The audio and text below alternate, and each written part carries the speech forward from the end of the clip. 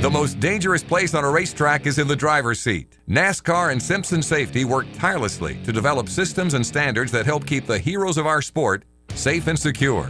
The best safety feature of the new COT car is it seems like we have a little bit more room in the driver's compartment. They've moved the seat itself away from the side of the car. They've moved the seat up a little bit. They moved the firewall away from the driver's feet. In the older car, we sat right on the left side door bars, so it was really a compact area. So if anything went wrong or any part of the chassis moved a little bit, the next thing you know, it was on you. Being that they are wider and taller, it's a little more accommodating for a side impact or a taller driver. I'd say the most recent safety feature that's been a dramatic change for us has been the seats. Everybody's really switching over to these carbon fiber seats. You have what they call a seat insert, which is poured around you. It's a non-combustible foam versus aluminum seat where you have basically a snap-in insert, and accordingly you could put different grades of foam around you for comfort. The seats we have today, you don't really take as much impact around the rib cage area as much as you do the shoulders, which is a lot safer. I mean, think about it, if you're gonna go break down a door, you don't run and jump into it with your ribs, you go and you try and hit it with your shoulders. So I think as far as that technology, the seats have gotten way, way better. When it comes to the seat belts, there's a lot of different kinds and types.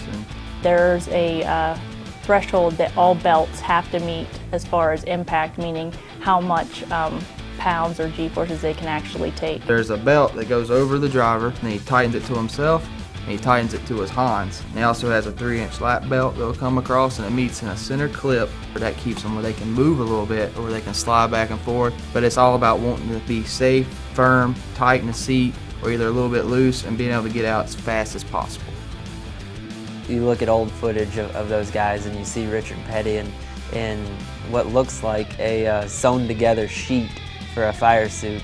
Back then you just didn't know any better. As tragic accidents happen, they go, ooh, maybe we shouldn't have that like that. And then next thing you know, there's a safety improvement. And then something else happens, another safety improvement. So it's just evolution. The fire suit is very important now, obviously, to the safety of the driver or crew member. All our material is a fire retardant material using a fire retardant thread.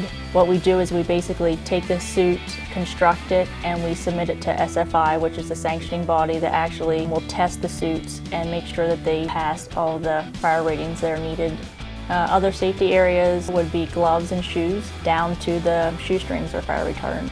Testing obviously proves that with just a second layer underneath their fire suit gives them dramatic chances of surviving a fiery crash. The manufacturers, especially Simpson, do a really good job at trying to do everything in their power to make us comfortable. And their helmets, they've really worked hard, especially on mine, I know for a fact, just trying to get the fit of the helmet to be as good as possible, but also be safe. One of the most recent safety features that I think about a lot is the new Hans. The head and neck restraint is very important. It's actually a system that's designed basically so when a driver has any kind of impact, his head doesn't extend further away from his body, which then obviously can cause major damage. They have a slider on the back to make it where the driver can turn his head back and forth without moving the Hans. I think it helps the driver in impact have a little bit, not so much a stiff neck, but be able to look from side to side, even during the race, more comfortable, be able to see.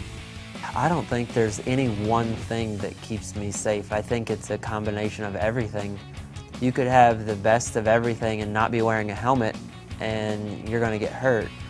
To learn more about Simpson Racing products, go to www.simpsonraceproducts.com.